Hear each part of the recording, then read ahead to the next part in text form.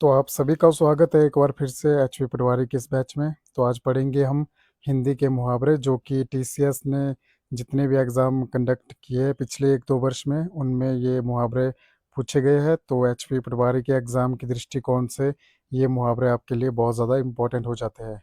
देखिए, किसी भी एग्ज़ाम को क्वालिफाई करने के लिए आपको सारी चीज़ें पढ़ने की ज़रूरत नहीं होती। आपको सिर्फ़ उन चीज़ों पर फोकस करना होता है जो कि इम्पोर्टेंट है और एग्ज़ाम में पूछी जा सकती है। तो चलिए पहले प्रश्न की तरफ। तो पहला प्रश्न है आप सभी के सामने, कुआँ खुदवा के मेंढक पकड़ना। इस मुहावरे का आपने सही अर्थ बताना है। आपके पास 4 ऑप्शन दिए, आप एक बार इन ऑप्शन को पढ़िए और सही उत्तर बताने की कोशिश कीजिए। तो पहला ऑप्शन है आपके पास, बहुत अधिक लाभ पाने के लिए छोटा कार्य करना। ऑप्शन नंबर बी है आपके पास, भारी प्रयास या बड़ा खर्च करके बहुत मामूली वस्तु हासिल करना। या फिर ऑप्शन नंबर सी, कुएं में से पानी निकालने का असफल प्रयास करना। या फिर ऑप्शन नंबर डी, संकट के समय किसी की मदद ना करना। तो आपने बताना इनमें से कौन सा सही उत्तर होगा।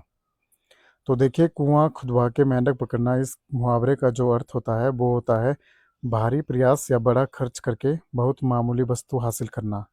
तो जब आप कोई बहुत ही ज़्यादा मेहनत करते हो या फिर बहुत ज़्यादा प्रयास करते हो, लेकिन अंत में आपको बहुत ज़्यादा मामूली वस्तु हासिल होती है, तो उसे कहते हैं हम कुआँ खुदवा के मेंढक पकड़ना। तो आप इस मुहावरे को इस प्रकार भी रिलेट कर सकते हैं कि जैसे खोदा पहाड़ निकली चुइयाँ।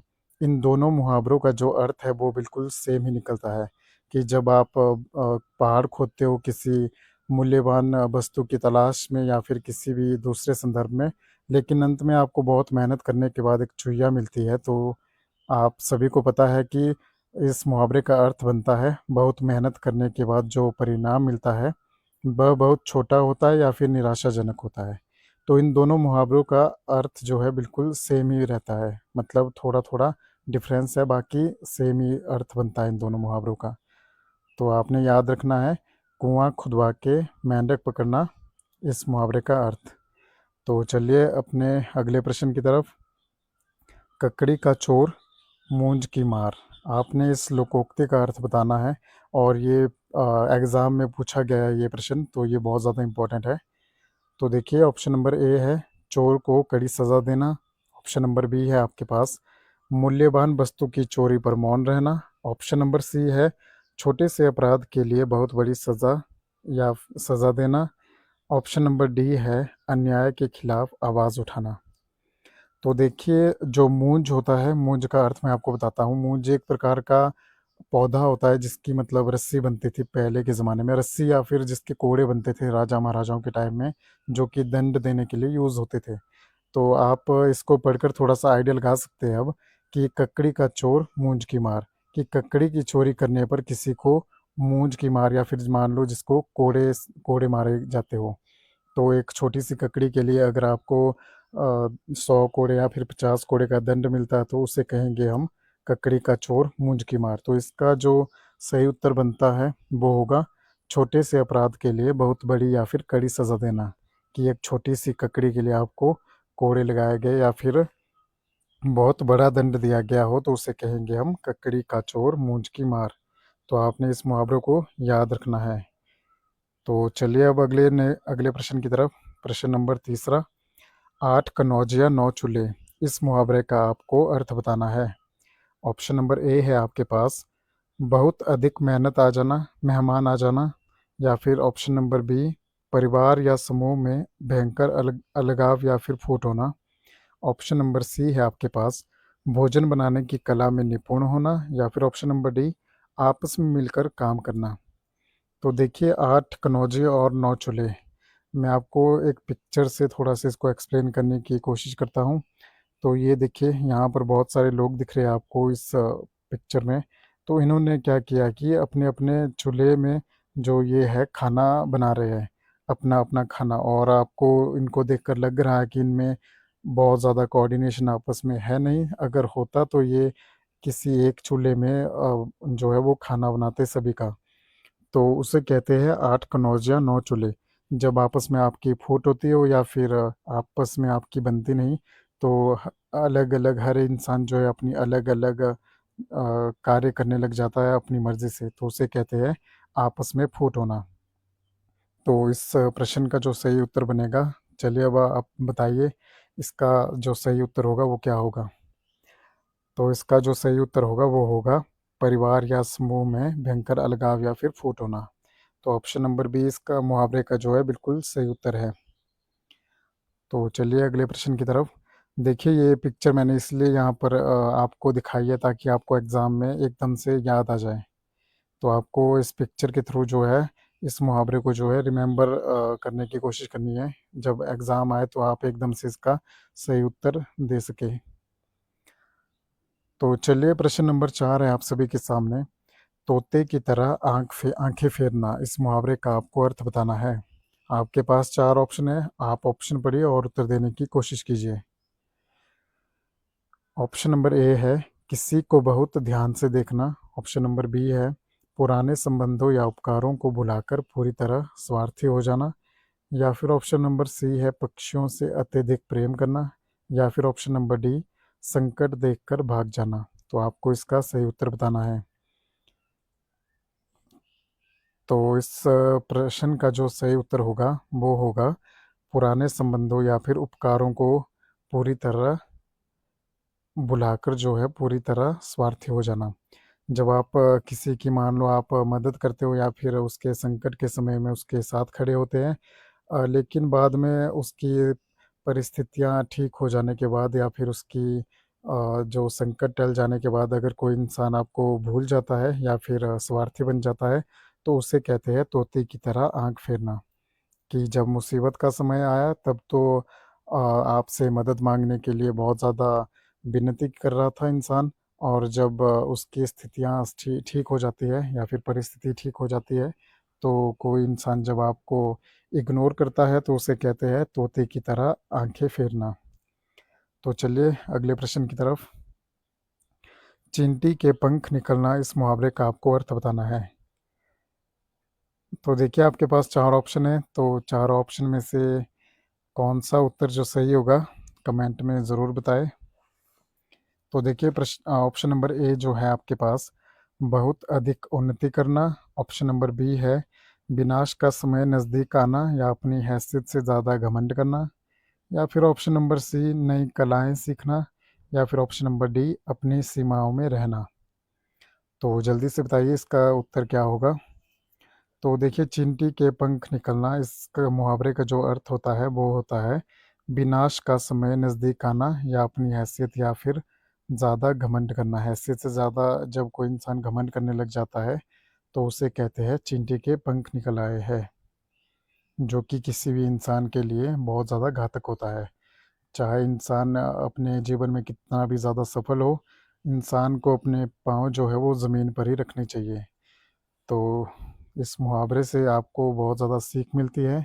तो आपने अपने जीवन में हमेशा ये बात रखनी है कि जब आप अपनी हैसियत से ज़्यादा ज़्यादा घमंड करने लग जाएँगे, तो वो चीज़ आपके लिए नुकसानदेह हो सकती है। तो चलिए अगले प्रश्न की तरफ। नीम हकीम खतरे ए जान, बताइए इस मुहावरे का क्या अर्थ हो सकता है? तो मैं पहले आपको थोड़ा-सा बता देता हूँ कि ये जो नीम शब्द है ये एक फ़ारसी शब्द है और इसका मतलब होता है आधा। हकीम हम उन इंसान को कहते थे जो कि औषधियों का अच्छी जानकारी रखते थे या फिर जिन्हें हम बोल सके आजकल जिनको हम बोल सकते हैं कि डॉक्टर, कि पुराने ज़माने में जो डॉक्टर होते थे उन्हें कहते थे हकीम। तो नीम का मतलब तो आधा हुआ, हकीम मतलब डॉक्टर। तो जिस डॉक्टर को आधा अधूरा ज्ञान हो और आप उसके पास इलाज कराने जाए तो फिर खतरे ए जान जो ये लाइन लिखी है ये बिल्कुल सही होगी। कि किसी डॉक्टर को आधा अधूरा ज्ञान हो और आप उसके पास अपना इलाज करवाने जाएंगे तो आपकी जान जो है ऑब्वियसली खतरे में पड़ ही जाएगी। तो बताइए अब 4 ऑप्शन में से कौन सा उत्तर इसका सही होगा? ऑप्शन नंबर ए है नीम के पेड़ से दवाई बनाना, अनुभवी डॉक्टर से इलाज कराना, या फिर अयोग्य या अधूरा ज्ञान रखने वाले व्यक्ति से भारी नुकसान का खतरा होना। तो ऑप्शन नंबर सी जो है इसका बिल्कुल सही उत्तर होगा। तो आपको ऐसे याद रखने हैं इन मुहावरों को। तो चलिए अगले प्रश्न की तरफ। लंगड़ी बट्टे का दाम मारना, इस मुहावरे का क्या अर्थ होगा?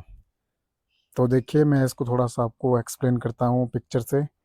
तो जब कुश्ती का खेल होता है तो बट्टा जो कहते हैं, एड़ी और घुटना जो इसके बीच का जो ये हिस्सा होता है, इसको कहते हैं बट्टा हिंदी हिंदी में। तो लंगड़ी बट्टा का मतलब होता है जब दो इंसान कुश्ती करते हैं जो, और कोई इंसान जो है उसका पाँव पकड़कर चालाकी से उसको गिरा देता है और उसको गिराकर जो है हरा देता है, उसे कहते हैं लंगड़ी बट्टे का दाँव मारना। तो चलिए अब मुहावरे की तरफ। आपके पास 4 ऑप्शन दिए गए हैं, आपने सही उत्तर बताना है इनमें से। खेल में बेईमानी करना, या फिर किसी की कमज़ोरी का फ़ायदा उठाकर अपना काम चतुराई से निकाल देना, या फिर शारीरिक रूप से अक्षम होना, या फिर सीधे रास्ते पर चलना। तो देखिए, जब आप लंगड़ी बट्टे का दाँव मारते तो आप चतुराई से अपना काम निकालते हैं। तो इसका जो सही उत्तर होगा वो होगा ऑप्शन नंबर बी। किसी की कमज़ोरी का फ़ायदा उठाकर अपना काम चतुराई से निकाल देना, उसे कहते हैं हम लंगड़ी बट्टे का दाँव मारना। तो आपने इस मुहावरे को याद रखना है इस पिक्चर के थ्रू। तो चलिए अगले प्रश्न की तरफ। आधा तितर आधा बटेर होना। तो आपको इसका जो सही उत्तर बताना है। एक बार मैं आपको पिक्चर दिखा देता हूँ कि ये एक पक्षी है। ये देख रहे हैं आप, ये बटेर है और ये तितर है।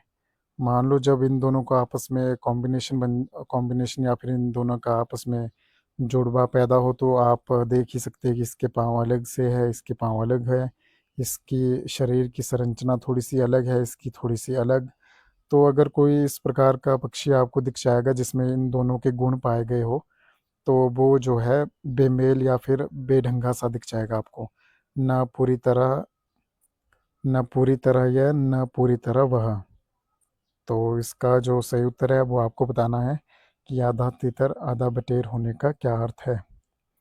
तो 4 ऑप्शन दिए आपके पास। ऑप्शन नंबर ए है दो पक्षियों का शिकार करना, ऑप्शन नंबर बी है बेमेल या फिर बेढोल होना, दो विपरीत चीज़ों का अधूरा मिश्रण, या फिर ऑप्शन नंबर सी बहुत समझदारी की बात करना, या फिर ऑप्शन नंबर डी रंग बिरंगे कपड़े पहनना। तो देखिए, ऑप्शन नंबर जो बी है ये इसका बिल्कुल सही उत्तर है, और ये एचपी पटवारी 2019 के एग्ज़ाम में ये प्रश्न पूछा गया है। तो आपने ये जो सभी प्रश्न जितने भी है आपके सामने, ये सभी किसी न किसी एग्ज़ाम में हाल फिलहाल में पूछे गए हैं। तो आपके एग्ज़ाम की दृष्टिकोण से ये प्रश्न बहुत ज़्यादा इंपॉर्टेंट बनते हैं आपके लिए। तो आपने इनको जो है बहुत ज़्यादा रिवाइज़ करना है, और एग्ज़ाम में जो है ऐसे ही प्रश्न पूछे जाएँगे। तो चलिए अगले प्रश्न की तरफ। जितनी मक्खी निगलना, इस मुहावरे का सही अर्थ क्या है? तो देखिए, आपके पास 4 ऑप्शन दिए गए हैं। जी, ये समझ सकते हैं कि आपके पास एक चाय का गिलास है या फिर कप है, तो मान लो अगर उसमें कोई मक्खी पड़ गई हो और आपने उसको देखते हुए भी उस चाय को पी लिया या फिर निगल लिया, तो ये तो एक मूर्खतापूर्ण काम होगा। तो आपके पास 4 ऑप्शन है, उस हिसाब से आप बताइए कि अब कौन-सा ऑप्शन जो है बिल्कुल सही होगा। अनजाने में कोई बड़ी भूल करना, या फिर जानबूझकर किसी गलत, अभद्र या नुकसानदेह काम को स्वीकार करना, या फिर ऑप्शन नंबर सी बहुत भूखा होना, या फिर ऑप्शन नंबर डी बीमार पड़ जाना। तो इसका जो सही उत्तर होगा वो होगा ऑप्शन नंबर बी, जानबूझकर किसी गलत, अभद्र या नुकसानदेह काम को स्वीकार करना। कि या तो आप ऐसा कर सकते थे कि अपने चाय के गिलास से मक्खी निकाल सकते थे, या फिर उस चाय को फेंक सकते थे और दूसरी चाय अपने लिए बना सकते थे। तो अगर आपको देखते हुए उस चाय को जो आप पी रहे हो या फिर कंज्यूम कर रहे हो, तो ये तो फिर आपके लिए नुकसानदेह काम ही होगा। तो चलिए अगले प्रश्न की तरफ। अगला प्रश्न है हमारे पास, 16 आने सही होना, इस मुहावरे का क्या अर्थ होगा? तो ऑप्शन नंबर ए है पैसों का सही हिसाब किताब कर रखना, ऑप्शन नंबर बी किसी बात या दावे का पूरी तरह से सच और प्रामाणिक होना, ऑप्शन नंबर सी पुरानी मुद्रा के बारे में बात करना, या फिर ऑप्शन नंबर डी थोड़ा बहुत सच होना। तो देखिए, इसका जो सही उत्तर होगा वो होगा ऑप्शन नंबर बी, किसी बात या दावे का पूरी तरह सच या फिर प्रामाणिक होना। तो 16 आने सही होने का मतलब होता है कि बिल्कुल एग्जैक्ट जब आप बात करते हो या फिर जिसका प्रमाण आपके पास होता है, तो उसे कहते हैं 16 आने सही होना। तो आपने बताना कि आपके 10 प्रश्न में से कितने प्रश्न ठीक हुए हैं, और यकीन मानिए कि आपके एचपी पटवारी के एग्ज़ाम में बिल्कुल ऐसे ही प्रश्न आएंगे। और अब मैं अगर अपने एक्सपीरियंस की बात बताऊं, तो अगर मैंने जब एग्ज़ाम क्वालिफाई किया था तो मैं सिर्फ़ और सिर्फ प्रीवियस ईयर क्वेश्चन को पढ़ के जाता था, और जो मैक्सिमम प्रश्न जो है वो यहीं से बनते हैं। तो देखिए आपके पास एचपी पटवारी का तो कोई एग्ज़ाम अभी हाल फिलहाल में हुआ नहीं था 5-6 साल में। तो लेकिन हमारे पास जो एक प्लस पॉइंट था ये कि जो एग्ज़ाम कंडक्ट करवा रहा है वो है टीसीएस। तो टीसीएस हिमाचल में अकेले एग्ज़ाम नहीं करवाता है, वो ऑल ओवर इंडिया में एग्ज़ाम करवाता है। चाहे वो एसएससी हो या एसएससी जीडी का एग्ज़ाम करवाता था, या जितने भी एसएससी के लेकिन पिछले साल उसके पास एसएससी का टेंडर तो चला गया, लेकिन और भी एग्ज़ाम जितने हैं वो बहुत ज़्यादा एग्ज़ाम करवाता है। इतने पूरे भारत में जितने भी स्टेट है उनमें से मैक्सिमम जो टेंडर मिलते हैं वो टीसीएस को ही मिलते हैं। तो मैं अगर अपने एक्सपीरियंस से बताऊँ तो टीसीएस एक अपना फिक्स्ड पैटर्न जो है वो उसको फॉलो करता है, और जो प्रीवियस ईयर क्वेश्चन है उनको बार बार पूछने की कोशिश करता है। तो आप सभी ने जो ज़्यादा से ज़्यादा ध्यान जो है वो एनालाइज़ करना है जेवीटी कमीशन का जो एग्ज़ाम हुआ है, क्योंकि जेवीटी कमीशन और एचपी पटवारी के जो सिलेबस है उसमें थोड़ा बहुत ही अंतर है, बाकी एग्ज़ाम का जो पैटर्न रहेगा वो लगभग सेम ही रहेगा। तो वो आपके पास एक हिंट है, और आपने उस हिसाब से एनालाइज़ करना है चीज़ों चीज़ों को, और अपनी तैयारी जो है पूरी ज़ोरों शोरों से रखनी है।